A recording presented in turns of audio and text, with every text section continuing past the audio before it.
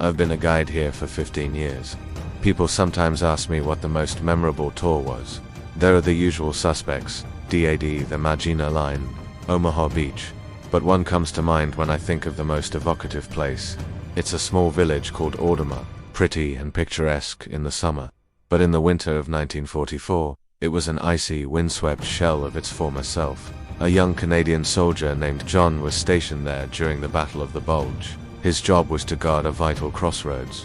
If the Germans got past them, the whole Allied line could collapse. So imagine the pressure. Every morning he'd take a letter out of his tunic pocket. It was worn and faded, addressed to him in shaky handwriting. It was from his wife back in Canada. He'd read it over and over, the words burning into his eyes. "My dearest John, the days grow long and cold. Be careful. I'm praying for your safe return. Love, Martha." He'd kissed the letter and put it back in his pocket, the only thing keeping him going. Then one morning the Germans came. They were 200 strong, tanks and infantry, all yelling Sieg Heil. John and his men fought back, but they were outnumbered. One by one, the men fell. John, mortally wounded, crawled into a shell hole. He pulled out the letter. It was his only solace. As the battle raged around him, he began to lose consciousness. The last thing he heard was the enemy closing in. The next morning, the sun rose over a peaceful landscape. The snow glistened. The birds tweeted.